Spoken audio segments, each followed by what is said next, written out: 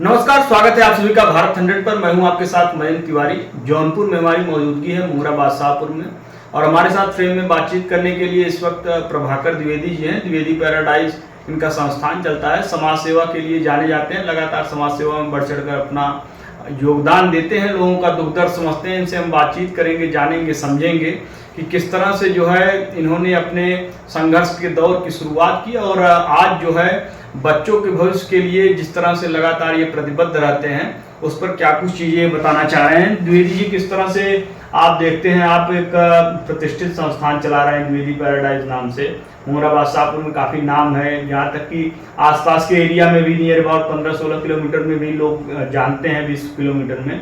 तो क्या कुछ चीजें रही, किस तरह से आपने ये पहचान बनाई? नमस्कार। और सबसे पहले तो पूरे हिंदुस्तान के वासियों को इस 15 अगस्त की शुभकामना। जैसा कि आपने पूछा ये संस्था कैसे चली, ये संस्था का स्थापना सन 2010 में हुई और आज करीब 15 वर्ष हो गए हैं। और इस विद्यालय की सबसे बड़ी उपलब्धि मैं आपको बताना चाहता हूँ कि इस बार इस विद्यालय से 2 बच्चे क्लास 12 के नीट क्वालिफाई किए हैं। एक ऋषि यादव जिसने ऑल ओवर इंडिया 251 रैंक लाया है, और एक बलदाव द्विवेदी उसने 20,000 वाली रैंक लेके आई है। तो आज हमारा यह विद्यालय प्रगति के रास्ते पे अग्रसर है।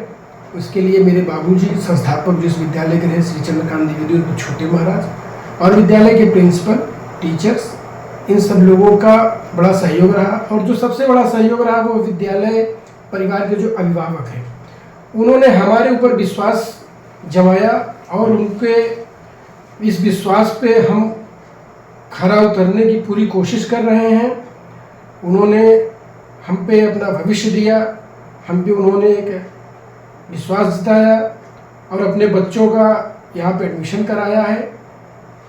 और हम उन बच्चों को अच्छी शिक्षा, अच्छा अनुशासन, संस्कार देने के लिए प्रतिबद्ध हैं, जो कि हम लोग निरंतर देते चले आ रहे हैं। लगातार देखा जाए तो आप समाज सेवा में बढ़ चढ़ कर हिस्सा लेते हैं। क्या कभी ऐसा कुछ नहीं होता है कि कुछ समाज सेवा के लिए, क्योंकि हर आदमी के पास एक लिमिटेड फंड होता है जिसके जरिए वो समाज में कुछ बेहतर करने की कोशिश करता है, जिसकी विचारधारा समाज से मिलती जुलती है, क्या कभी ऐसा कुछ आपको नहीं लगता है कि समाज सेवा के लिए हमें किसी ऐसे पद की जरूरत है जिसके जरिए हम समाज का और बेहतर कर सकें? निश्चित तौर पे समाज सेवा का शुरुआत हमने अपनी माँ की प्रेरणा से किया। मेरी माँ अनपढ़ थी और धीरे धीरे फिर उन्होंने सिग्नेचर करना सीखा। तो जब हमने विद्यालय खोला तो मेरी माँ ने यही कहा कि विद्यालय खोल रहे हो, लेकिन मेरी एक अभिलाषा ये है कि लड़कियों के बारे में तुम सोचना, क्योंकि हम अशिक्षित रह जाते हैं। हमारे समाज में लड़कियों को पढ़ने की एक बाउंड्री बना दी जाती है, क्लास कोई 5th तक पढ़ पाता है, कोई 8 तक पढ़ पाता है। तो उस परिप्रेक्ष्य में हमने शुरू से ही विद्यालय में यह नियम लगा दिया कि जिन लड़कियों के पेरेंट्स दुनिया में नहीं हैं, ऐसी लड़कियां हमारे यहाँ 153 लड़कियां ऐसी हैं जिनका 1 रुपया भी हम फीस नहीं लेते हैं।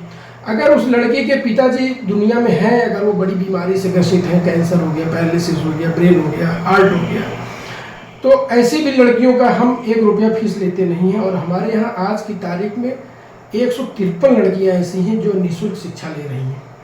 फिर उस चीज़ से प्रेरित होकर हमको ये लगा कि अगर हम एक संस्था में इस तरीके का कार्य कर पा रहे हैं, अगर हम समाज में जाते हैं, समाज में पढ़ते हैं, आगे निकलते हैं, तो निश्चित तौर पे एक सामाजिक स्तर को और समाज से जो वंचित लोग हैं, दलित हैं, शोषित हैं, इनकी भी सेवा करने का एक अच्छा सा अवसर प्राप्त होगा।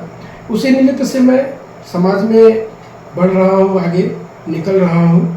और निश्चित तौर पे दिल में सिर्फ यही एक तमन्ना है कि हमारा ये जो क्षेत्र है, हमारे जो लोग हैं, ये आगे बढ़ें, समृद्धि हो, खुशहाली हो, बेरोजगारी दूर हो, यहाँ पे नए नए औद्योगिक लगे। इस तरीके की परिकल्पना के साथ हम आगे बढ़ रहे हैं। तिरंगा यात्रा जगह जगह पर निकाली जा रही है। साथ ही साथ में अगर देखा जाए तो 15 अगस्त को लेकर भी प्रधानमंत्री नरेंद्र मोदी लगातार लोगों से आह्वान कर रहे हैं कि तिरंगा यात्रा में बढ़ चढ़ कर लोग अपनी हिस्सेदारी निभाएं, अपनी जिम्मेदारी निभाएं, और इस तिरंगा यात्रा की मुहिम में अपना योगदान दें। क्या कुछ चीजें हैं इस 15 अगस्त के मौके पर तिरंगा यात्रा को लेकर आप क्या कुछ कहना चाहेंगे? साथ ही साथ में अपने क्षेत्रवासियों को 15 अगस्त की शुभकामना के तौर पर क्या कुछ मैसेज देना चाहेंगे? निश्चित तौर पे हम लोग तो जब से पैदा हुए हैं पढ़ाई से लेकर आज तक हम लोग तो हर 15 अगस्त 26 जनवरी को तिरंगा फहराते ही रहे हैं। लेकिन वाकई में 2014 के बाद जब से माननीय श्री नरेंद्र मोदी जी आए हैं, देश में एक देशभक्ति का जो सैलाब उमड़ पड़ा है वो देखने योग्य रहता है। अभी हमारे नगर क्षेत्र में, हमारे ब्लॉक में, विधानसभा में तिरंगा यात्रा निकल रही है और अभी परसों भी 14 तारीख को एक बड़ी विशाल तिरंगा यात्रा निकलने वाली है जिसमें हम लोग बढ़ चढ़ कर हिस्सा ले रहे हैं। और हम इस 15 अगस्त पे अपने क्षेत्रवासियों को बहुत बहुत शुभकामनाएं और बधाई देना चाहेंगे और उनसे चाहेंगे कि हमारे ऊपर एक विश्वास वो करें। जिस तरीके से मैं आप ये तो नहीं कह सकता हूँ कि पूरी तरीके से मैं इस संस्थान को और इसमें मैं खरा उतर रहा हूँ, कोशिश कर रहा हूँ। और निश्चित तौर पे अगर एक कोई मौका हमको मिलता है, सामाजिक रूप से सामाजिक दायित्व मिलता है, कोई पद मिलता है, तो निश्चित तौर पे आप लोगों को निराशा नहीं होगी, यह मेरा आप लोगों से वादा रहेगा। भारत 100 को आपने अपना कीमती समय दिया, इसके लिए आपका बहुत बहुत आभार। आपका भी बहुत बहुत धन्यवाद और आपका हम स्वागत अभिनंदन वंदन करते हैं। तो ये थे हमारे साथ प्रभाकर द्विवेदी जी, जिनका साफ तौर पर कहना है कि समाज सेवा के लिए अगर कुछ बेहतर जिम्मेदारी इनको मिलती है तो उसको वो निभाने के लिए पूरी तरह से पुरजोर तरीके से जनता के स्नेह और उनके प्यार दुलार में कहीं से कोई कमी नहीं होने देंगे, उसके लिए पूरी तरह से तत्पर रहेंगे। साथ ही साथ में तिरंगा यात्रा को लेकर अपने स्कूल के बारे में इन्होंने बड़ी ही बेबाकी के साथ चर्चा की और बताया कि किस तरह से जो है इन्होंने संघर्ष करते हुए इस मुकाम तक अपनी संस्थान को पहुंचाया है। और हाल ही में इनके यहाँ के 2 बच्चे नीट क्वालिफाई किए हैं, इसके लिए भी इनको बहुत बहुत शुभकामना। देश दुनिया की तमाम बड़ी खबरों के लिए जुड़ रही है हमारे साथ, देखते रहिए भारत 100।